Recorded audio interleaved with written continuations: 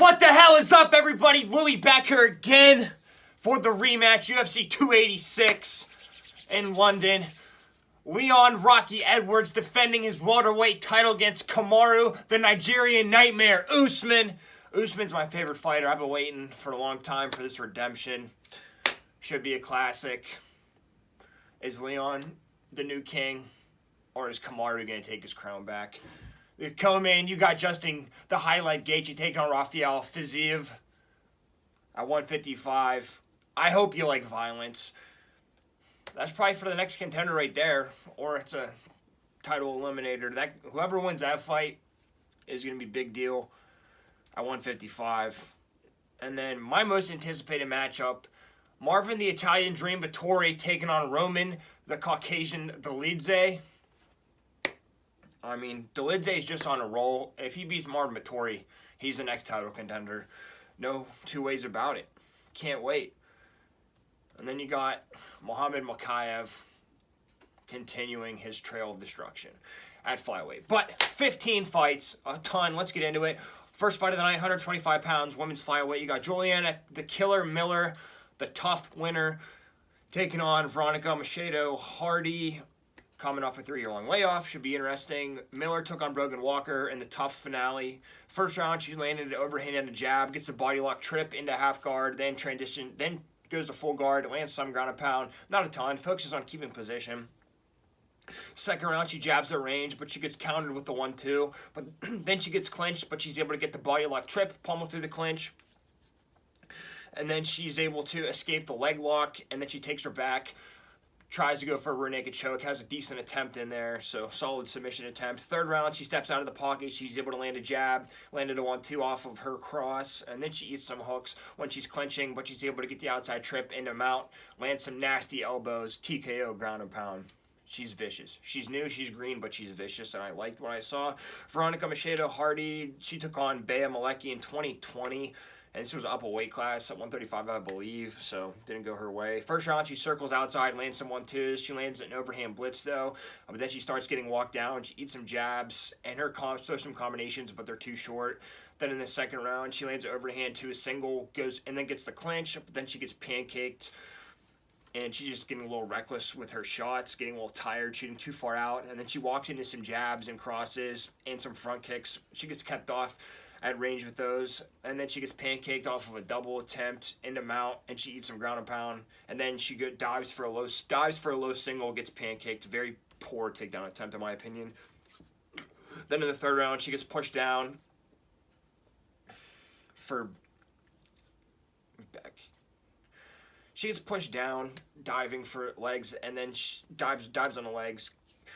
Gets hit with a back kick, and then she lands a big right and a left hook at range, though, so she's getting a little scrappy. She knows she has to win. And then she lands some hooks in the clinch and in the pocket, but then she eats some in return, and it's kind of a firefight. I thought the third round was close, but they ended up giving it to Bea. Bea was a lot bigger, though, so... Veronica, plus 350. Juliana Miller, minus 435. I don't know. Veronica has a 3-year-long layoff, and... first fight of the night, and typically the favorite wins for some reason. And I think Juliana grappling is superior. I think, Veronica might be able to light her up on the feet, but I think if Miller can just throw some overhands, get to the clinch, get the trip, take her down, I think she can ride her out for 3 rounds, might be able to get a finish, might be able to beat her up. This is a very stupid bet. I'm going to tell you to put your money on Veronica MACEDO Hardy. She's plus 350. My official pick is going to be Juliana Killer Miller, though. Do not bet this fight unless you're going to bet Verona, but I'm going to go with Juliana Miller. Okay. Second fight of the night, 155 pounds, men's lightweight. You got Jai Herbert taking on Ludovic Klein. Jai Herbert took on Kyle Nelson his last fight. In the first round, his body kick gets caught, but he's able to defend the single, and he has a whizzer. And then he's able to reverse the clinch, but... not too much going on in this fight, honestly. Then the second round, he lands some counter jabs, and then he lands some body kicks and some leg kicks at range, and then he's able to control the clinch on the fence, but then he lands some overhands and some jabs kind of at range. Third round, he pancakes home off the double, and then he shoots, and then he's able to transition into half guard. And doesn't do a whole lot the whole fight, but he was coming off a vicious knockout by Ilia Topuria, so I can kind of see why that you know, why he was cautious this fight, but not a lot of info to go off of. Ludovic Klein, he took on Mason Jones. Last time they were in London. In the first round, he gets clinched to the fence, but he's able to break off with his elbow, but then he eats a cross. But then he lands a head kick at range, whatever. He gets pressed, and then he lands a jumping head kick, jumps up in the air, kicks him in the head. Very fun stuff to watch, ninja stuff. Then in the second round, he drops him with the left and right hooks. Whenever he gets rushed, and then he gets clinched, but he's able to pummel out, and he's able to defend the double leg attempt. But then he eats a clinch. Somebody's in the clinch, but then he's able to stuff the wizard kick attempt, and he's able to get around and take his back. Very good mat awareness there for him, and he's able to use the position, go get to a dominant back position. Then in the third round, he's able to get on top, and he defends a triangle guard pull from Mason Jones, the worst IQ move ever. First 30 seconds of the third round, he pulls triangle, so very good on him for defending that. But then he's able to get his back. He tries to go for the backpack, and just kind of hangs on him on the feet for the rest of the fight. Pretty big upset for him at the time. Ludovic Klein minus 195, Jai Herbert plus 165. I'm going to go with Ludovic Klein. Price is a little steep. Jai Herbert, I think he's gun shy. Still, not that long ago, he got knocked out. Ludovic Klein's got some power. He dropped Mason Jones, and I think Ludovic Klein can get it done. I think he'll be able to grapple him. I think he might be able to find his back, but who knows? Maybe Jai Herbert is refreshed in this fight, and he comes out less cautious and wants to knock out Ludovic. Who knows? But from the tape I watched, I just felt really comfortable with Ludovic. I'm going to go with Ludovic Klein here. Third fight of the night at 125 pounds, women's flyweight. Joanne Wood now taking on the Wanda Carolina. Joanne Wood, she really needs a win, coming off 4 losses in a row. All to elite competition, though. She took on Alexa Grasso her last fight, so that tells you something. This was last March. In the first round, she presses with some front kicks, but then she eats some hooks, and then she just kind of pulls guard for no reason, so I thought that was dumb. And then she's walks into some head kicks, and she throws some combinations, but Alexa's able to circle out. Doesn't really land too much. Then she throws double jabs and a front kick, and then she lands a back fist, but then she gets drugged down from that poor mistake, and she gets submitted with a rear naked choke. She didn't need to go for that back fist, and she went for it, and it cost her dearly. Kind of like with Valentina. Alexa Grasso chokes people out off of back fists or back kicks. And then Luana Carolina, she took on Marlon McCann her last fight. Again, this is like about a year ago. In the first round, she gets pressed and rocked with an overhand on the fence, and then she eats a flurry, and she tries to start throwing some crosses and find her jab, but then she just gets clenched to the fence. Molly's doing a good job of crowding her. Then in the second round, she walks forward with a body flurry to the body, but then she gets doubled off of the fence. Sorry, she gets backed up with a flurry to the body. Molly McCann starts ripping the body, and then she gets taken down off of the fence. But then back on the feet, she's able to work her way up, and then she lands an elbow, and then with the overhook clinch, but doesn't do a ton of damage. Then in the third round, she lands some body kicks, but then she gets clinched, but she's able to reverse that position. Back on her feet, she stalks forward more, throws some 1-2s, but then she eats some hooks and a body kick. Her body kick gets caught, and then she gets KO'd with a spinning back elbow, so tough one for her, but just not a whole lot of activity. She just kind of swings wild in the pocket. Luana Carolina plus 155, Joanne Wood minus 180. I'm going to go with Joanne Wood here. She's fought extremely high quality competition, like the top 5 of the division at the time she fought them. Luana Carolina, she got knocked out by Marla McCann, and she hasn't a year ago. Joanne Wood got beat by Alexa Grasso a year ago, just off of that, and the line's not too bad. I think Joanne Wood will be able to find a clinch or some kind of takedown and just beat up and just work Luana on the ground. I think so. Maybe find a submission, but I'm gonna go with Joanne Wood here, money line. Featured fight of the early prelims, 125 pounds, men's flyweight. Jake Hadley taking on Malcolm X Gordon. Should be a fun one.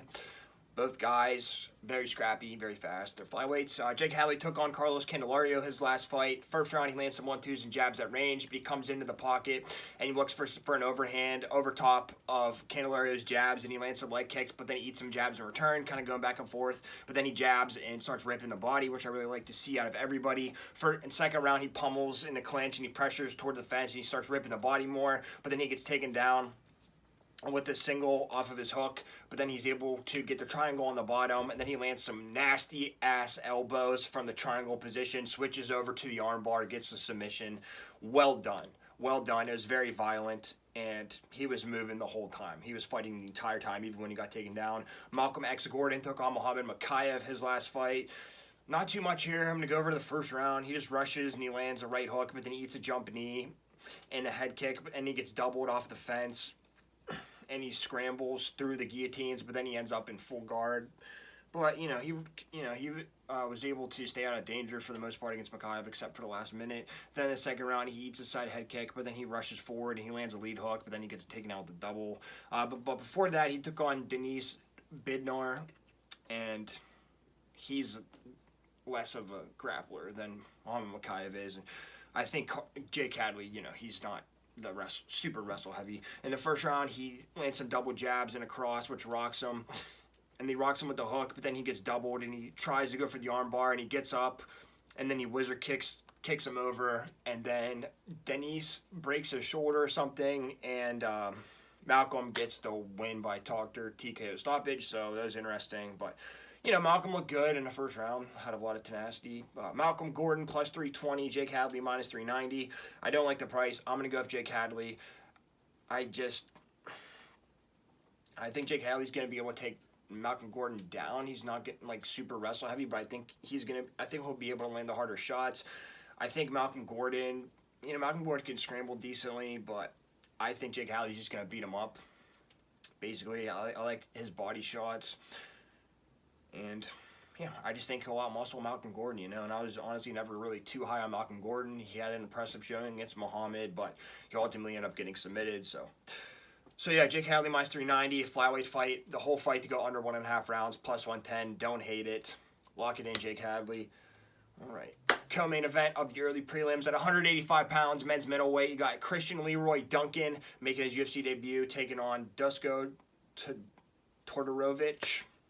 Okay, I hope I said that right. Christian, he took on Marian Dimitrov his last fight. In the first round, Christian making his UFC debut. He lands a spin head kick, but he eats some hooks, and he retreats from there to not take any more damage. But then he gets pressed to the fence and gets clipped with the cross, and he misses his hook, but he's able to defend the double leg pretty well. Then he eats some lead hooks at range, and he clinches, but he misses the uppercut, but then he's able to land the back fist, and then lands a cross, and then a left and right hook, and gets the KO. So, just, wild, scrappy guy, hung in there, set up something with a missed uppercut. So, it's pretty inventive. And then Dusko Todorovic, he took on Jordan Wright his last fight. In the first round, he gets doubled off the fence, and he tries to go for the heel hook, but then he eats some ground and pound from the back, so not a smart move from him, very low IQ. But then in the second round, he starts jabbing in the pocket, and he lands some knees in the clinch, and then some body hooks. And then he just backs up and he starts looking for some hooks in the pocket. But then he's able to stuff the single leg attempt, and he's able to take his back, land some nice ground and pound, but he's not able to hold him there very long, but that's okay. Then he just kind of lands some more hooks, chasing him down, and then he starts ripping the body, and then the head, lands some hooks in the clinch, and then some knees to the head, and then he puts him into the front headlock position, and then he's able to get to his back mount, ground and pound TKO. So he just kind of rode out the first round. Jordan Wright very explosive in the first round, and then he was able to use his wrestling to get the knockout, or TKO. Dusko plus 185, Christian Leroy minus 215. I've always had a problem with Dusko. I think he's chinny, and Christian, he looks like he can bang in the pocket with anybody. I just got a feeling. I'm going to go with Christian Leroy Duncan here, Dusko. And I think Christian can jump on him in the first round. I really do. I think it's going to be a firefight, but I just kind of like Christian here. I don't love the price, but it is what it is. I'm going to go with Christian Leroy Duncan on this one. Main event of the early prelims at 145 pounds, men's featherweight. You got Lerone Murphy making his 16th month return, taking on UFC newcomer Gabriel Santos. He last fought in LFA, or Cage Warriors, sorry. But he fought outside the promotion, making his UFC debut. Lerone Murphy, he took on AMIRKHANI in 2021. In the first round, he gets blast doubled from range. And then he gets one one hook put in on him, but he's able to stand up, but then he keeps getting mat returned. But he's, you know, he's working, but he's kind of just chilling. He's setting up. Because in the second round, he lands a huge knee off the blast double. He stayed perfectly at range. He knew that's what Makwan was going to do. Lands a jump knee and knocks him the fuck out. So, you know, say what you will about the first round, but superior intellect, that guy. And Gabriel Santos, he took on Jose Mauro Delano. In the first round, he gets clinched, but then he breaks off and he lands an uppercut and he's stalking him at range. And then he misses the cross, but he stuffs the double against the fence. Second round, he stuffs a single and he lands some leg kicks and some left crosses, getting into an exchange there. And then he eats a straight right counter off of his cross, though. But then he's able to land a lunge left cross, gets one hit in toward the end there. Then in the third round, he gets pressured with some straight shots in the pocket, but then he's able to get space, and he lands a left cross and a lead hook, and then a 1-2, and he's able to get the pancake, get on top of him whenever he shoots a sloppy double, and then they get back on the feet, and he lands a straight right and a left hook to the body, gets the KO. So I like seeing that body work. That was pretty impressive. Gabriel Santos plus 150, Lerone Murphy minus 175. I don't know, man. Like, you probably should bet on Gabriel Santos, but he's coming in short notice, and like Lerone Murphy, I don't like layoffs, period. Like, 16 months is a long time, but I just think the guy's explosive. He can find the knockout shot. Gabriel Santos might be a little gassed.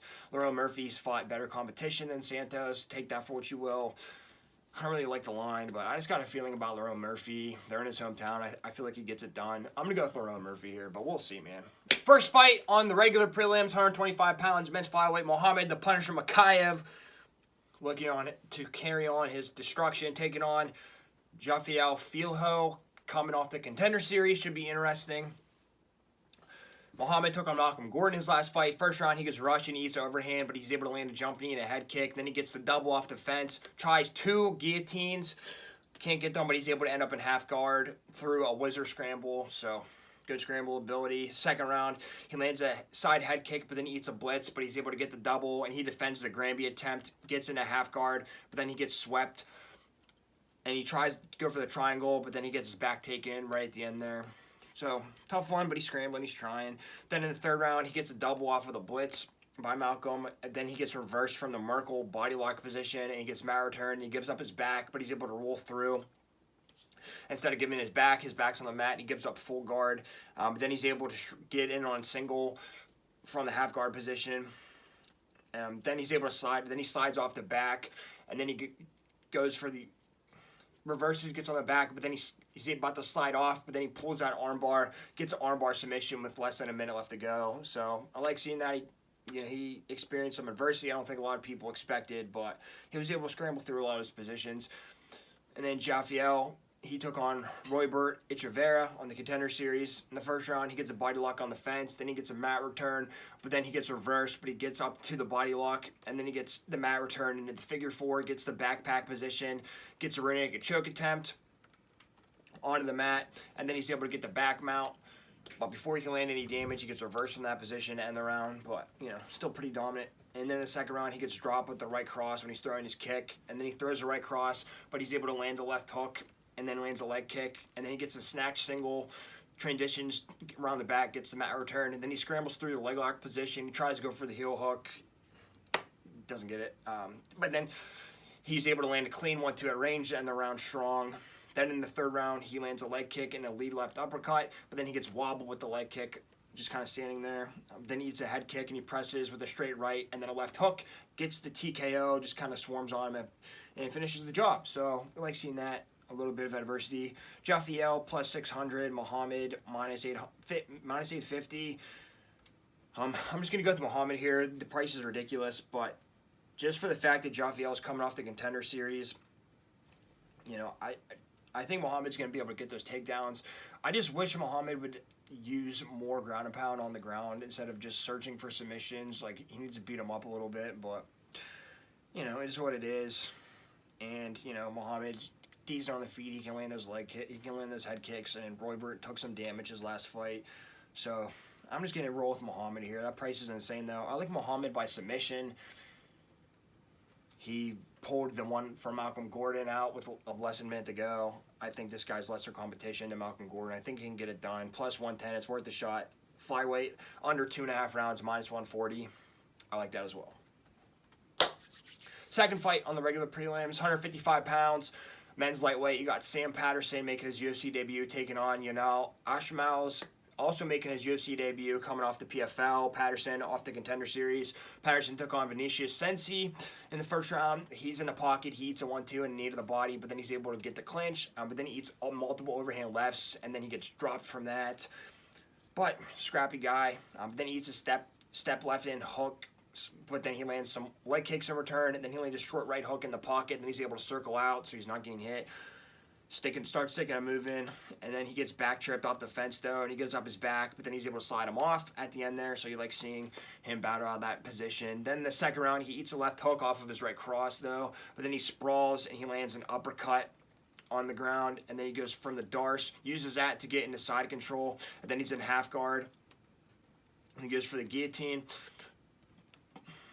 and then he's able to take his back, just keeps on. I like the chain wrestling from him, excuse me.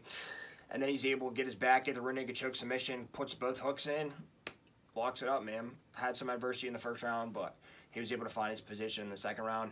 And then he took on Dennis Hughes Jr. in the PFL Contender Series, his last fight. In the first round, he lands a short jab, but then he gets clinched and taken down on the fence. But then he gets right up, he has the whizzer, and then he's able to get the inside trip takedown.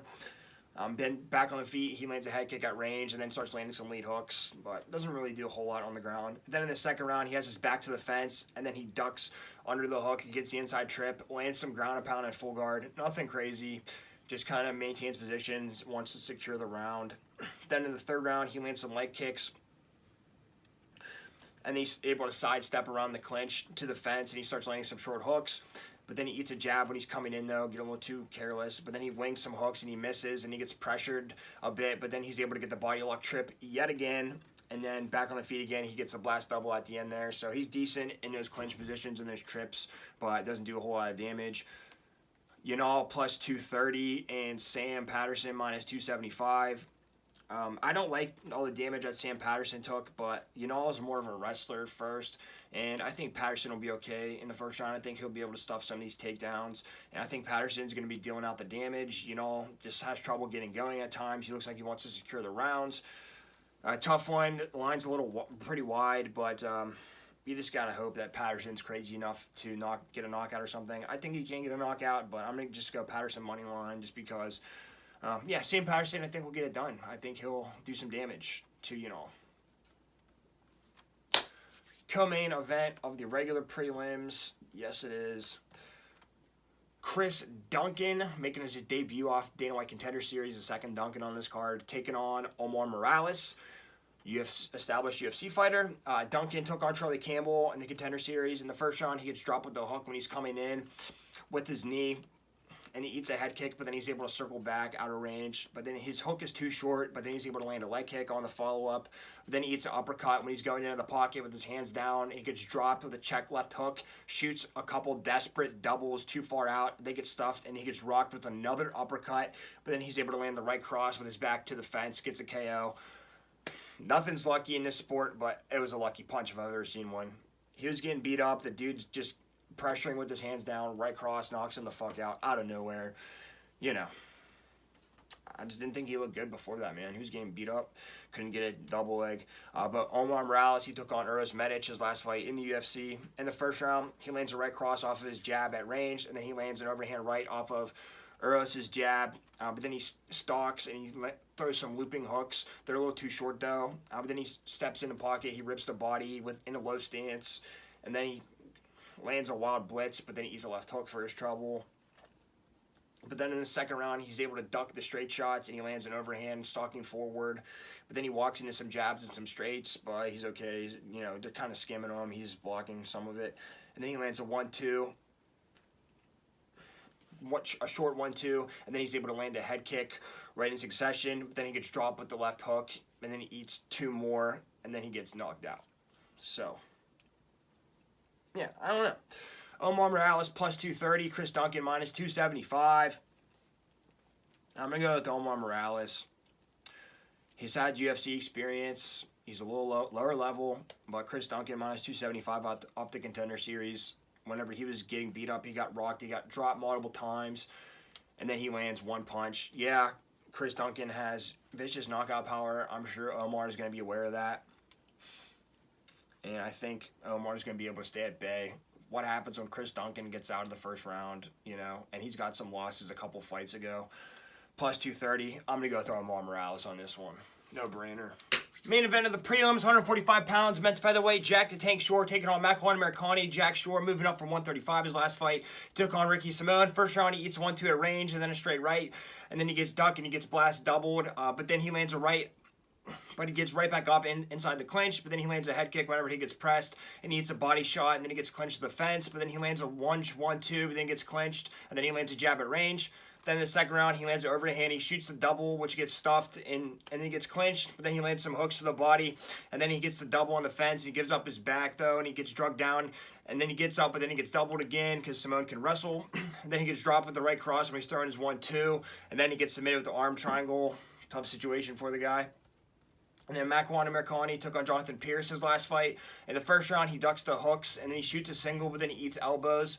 And he finishes the double to the back. He's in like a sort of a crab sit situation. Goes to the front headlock, tries to go for the Dars, can't get it. But then he shoots the double, but it gets stuffed with like a Kimura roll through. Pretty crafty defense. Then in the second round, he lands some lead right hooks, but then he eats a knee and jabs. But he lands the uppercut.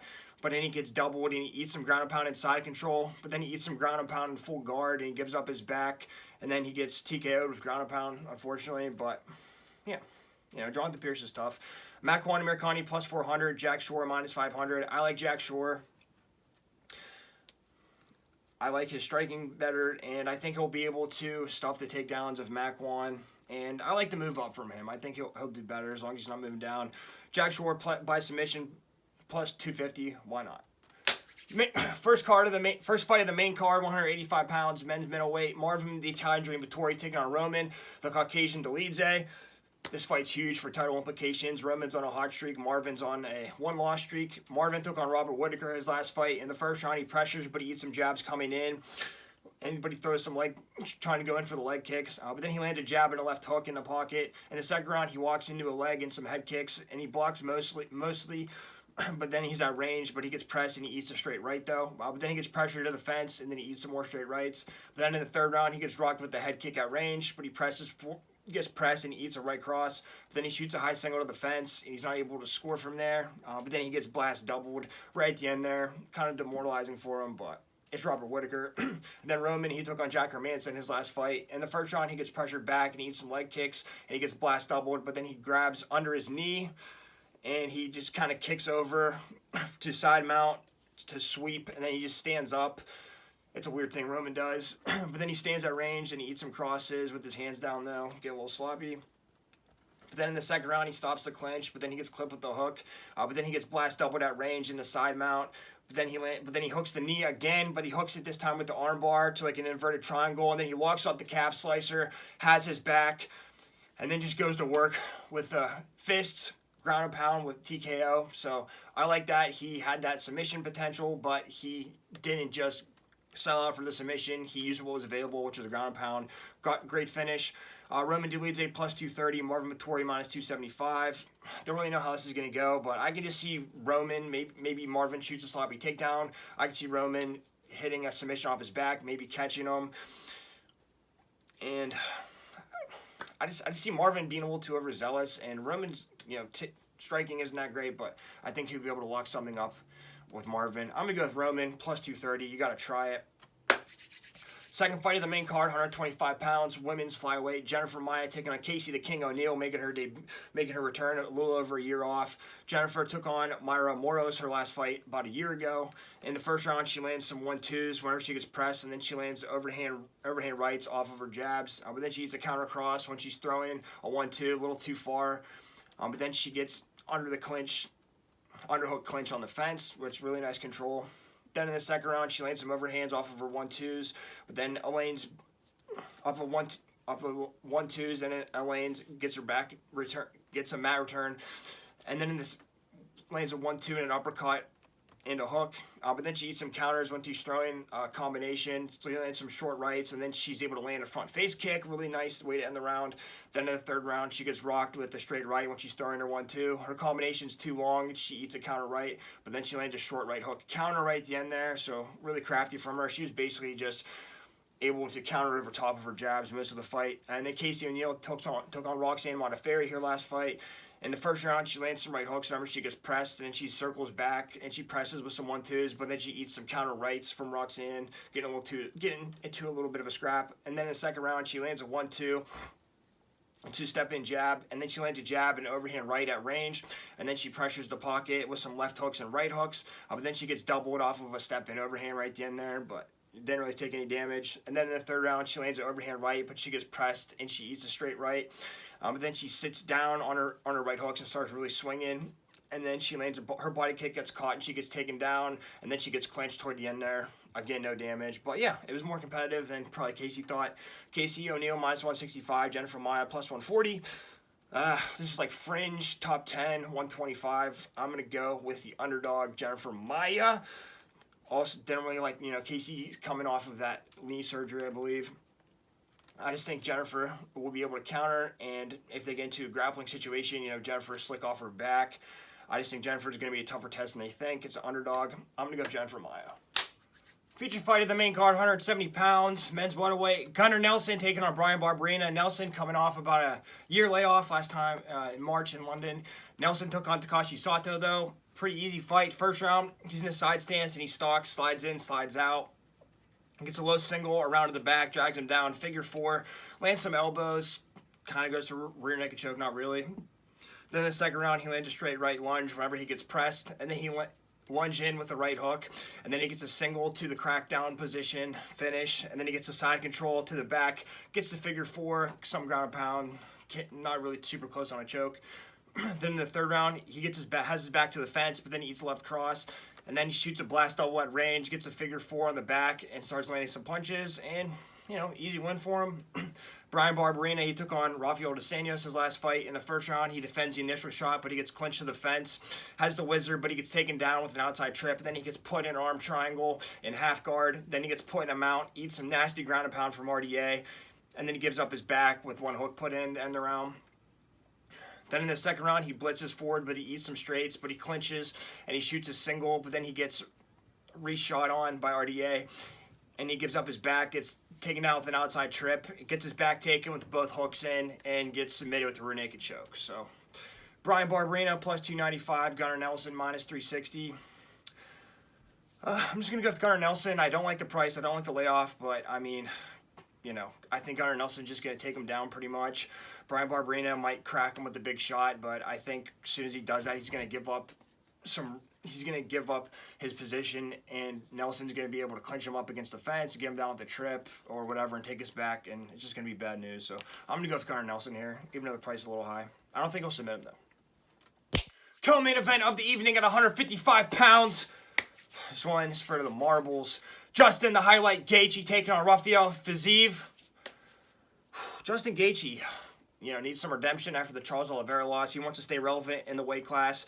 And Rafael, he wants to be one step closer to that ever-elusive 155-pound title picture. So we'll see how this goes. Justin Gaethje took on Charles Oliveira, his last fight for the title in May. In the first round, he gets pressed and he eats a right cross and he gets rocked. Then he eats an overhand, but then he drops him with the uppercut. Then he drops him with a left hook inside the clinch, but then he misses the left hook and he gets pressured back and he eats an uppercut and then a jump knee. But then he overswings his hook and he just kind of falls down. Don't know how, never saw that before. But then he lands a leg kick in the clinch and then a hook and then an uppercut, and then he backs up and he gets dropped with a straight right, and he tries to scramble with a leg, tries to grab a leg, but Charles Oliveira is all over his back, and then he just gets submitted with a rear naked choke pretty instantly. So he's doing good, man. He was landing big shots, hurting him, but Oliveira was just pressuring him, landing those big shots, and like the first time Oliveira hit him, he got dropped. So I don't know what that was about, I hope his chin's not going, but I mean, he has been in a lot of wars. And then Rafael FIZIEV took on RDA his last fight. In the first round, he circles outside. He gets pressed with the left cross, but then he gets shot to the fence, but he's able to keep the overhook. Then he lands a jump knee to a right cross, and he defends a double on the fence, and then he gets shot on from range, though. But then he lands a front body kick, and then a left hook and a right hook. And then the second round, he lands some lead hooks when he gets pressed, but he stuffs a single, but he gives his back up standing. But then he lands a right uppercut to the body and then a left hook to the head. Then he misses the hook and he defends the shot with the whizzer kick into the clinch. But then he eats a lead uppercut. He's kind of standing at range. They kind of go back and forth, and RDA would just catch him in moments where he's just kind of standing idle and gets hit. But then in the third round, he gets doubled to the fence and he stuffs the whizzer, but he gets drugged down, but he pops right back up. Then he lands a straight right and then gets the clinch with the underhook, digs that underhook. Then he lands a jump knee and then a left hook, and then he eats some jabs and some straights at range. And that was a 5-round fight, but I went for 3 because this fight's only 3. So he looked all right. You know, he was kind of landing more of the bigger shots, I would say. And, you know, his wrestling defense is pretty solid. I don't think Justin's going to wrestle too much, but he might. FIZIEV minus 240, Justin Gaethje plus 200. I'm going to go with FIZIEV here. I just think, you know, Justin's fought for the title twice. He's taken a lot of damage. And FIZIEV, you know, I think Gaethje's going to try to just go berserk at him. And I think FIZIEV is going to be able to pick his spots. He might be able to crack him with one big shot and really hurt Justin. His chin's suspect to me from the Oliveira fight. So, but it'd be interesting. I'm going to go FIZIEV, but the whole fight to go over 1.5, minus 180. I just think it's going to go long. I think FIZIEV likes to take his time. And Gaethje, you know, he went 3 rounds with Chandler, but he did go 1 round with Oliveira. Who knows? Over under. I'm going to go FIZIEV. The main event of the evening at 170 pounds, men's welterweight for the title. Leon Rocky Edwards taking on Kamaru, the Nigerian Nightmare Usman. The rematch. This is all just a feel thing for me, man. We saw the first fight. Kamaru got lazy, and Leon was able to take him down with that inside trip, and he wasn't expecting that. Usman kind of, like, fed into it. And Leon took his back, had him in a rear naked choke threat. But rounds 2, 3, 4, Usman was able to shoot those doubles, get him off the fence, or the snatch singles. He would rip him to the body against the fence, land some nasty hooks. Leon would land on him at range, and he was coming in a little bit. But Usman, whenever he pressured towards him and when he ripped the body, he was really hurting Leon. And then in the 5th round, you know, Kamaru got that takedown against the fence, and they kind of stood it up for inactivity. And then, you know, Kamaru thought Leon was throwing a leg kick, and he went to scoop it like he was doing all fight, and he got hit with the head kick and got knocked out, which was surprising because Leon doesn't really knock people out, and Usman doesn't get knocked out, so don't really know what happened there. But, yeah. I'm just, Kamaru Usman minus 245, Leon Edwards plus 205. I'm just going to go with Usman, man. I just have a feeling Usman's my favorite fighter, and I think it's do or die for him, and I think if he just has to not get hit with that head kick. I know it sounds so simple, but I think Usman's game plan is going to be he needs to pressure him. He needs to hurt him with the body. He needs to take him down. I think he's going to land more vicious ground and pound. That's what he has to do, and Kamaru Usman's my favorite fighter, and I really think he can do that. I thought long and hard about it. I think he's going to get done. I'm going to go with Kamaru Usman. He will be the GOAT. All right, everyone. Thanks for riding with me. Appreciate it. Like, share, subscribe. Twitter, Instagram, Snapchat, all that stuff. I'll have it up down there. Please like, leave a comment, tell your friends, subscribers would help. Let's see some upsets, let's see some violence, and let's see some profits. Good luck, everyone. I'm so excited.